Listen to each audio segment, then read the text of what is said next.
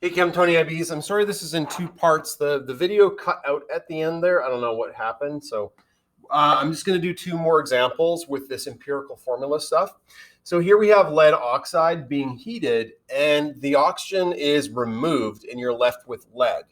So what we're trying to find is what's the ratio of lead to oxygen in this empirical formula. Okay, looks like we have 2.401 lead.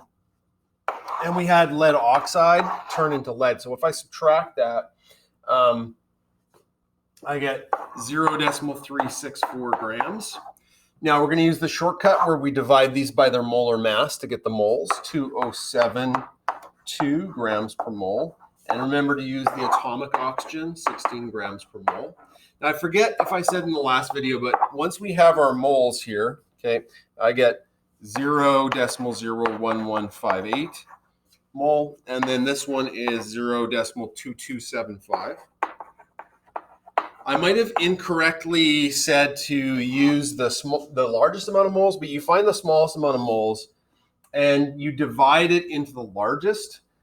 Even if we look at this, like if I take this value and divide it, 0.01158, I wind up with 1.96 or about 2.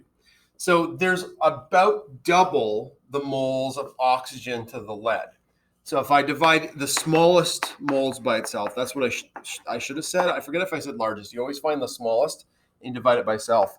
You get 1. Here, you take the largest and you divide it by the smallest, you get 2. That tells me we have 2. So the formula is PbO2. I'm just going to go back to this other question. I think I still have it up here. Did I incorrectly... Yeah, what I should have done is divide this by itself. I get 1, and then I divide it by that. You'd still get this one still a 1-to-1 ratio. Okay, still 1-to-1. Doesn't matter, but smallest moles first. Okay, the last question I've got here is a hydrocarbon contains 85.7% by mass of carbon. What's the empirical formula? How do we even tackle this? Well, 87% means we have 85.7% could mean we've got 85.7 grams of carbon, and the other stuff is hydrogen. And the difference between that and 100, when you subtract, you get 14.3. Oh, so if you're given percentage of something and a hydrocarbon, we don't know how much carbon to hydrogen there is. All right, so let's use the shortcut. Divide it by the molar mass, 1201 grams per mole. Divide this by the mass, 101 grams per mole. Remember, I'm using atomic hydrogen. Normally, hydrogen's molar mass is doubled, but in this system, it's not. So I got 85.7 divided by 1201, and I get 7.135 mole. Okay, and then go 14.3 divided by 101, and I get 14.15 mole. Okay, divide the smallest amount of moles by itself. Okay, I get 1. And divide the largest amount of moles by the smallest amount of moles. Okay, and I'm pretty sure when I divide that out, I get about 2.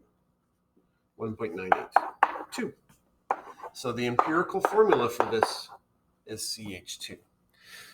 So all we've solved so far today is the empirical formula. That's not the true formula.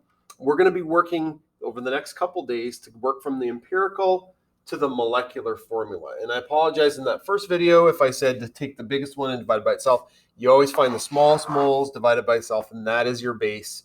And you divide that into the biggest one. And anyways, if you kind of just look at this, the moles of this are double, so there'd be twice the amount of that in the empirical formula. All right, that is the first lesson. Well, it's part B. That's the first lesson for Monday.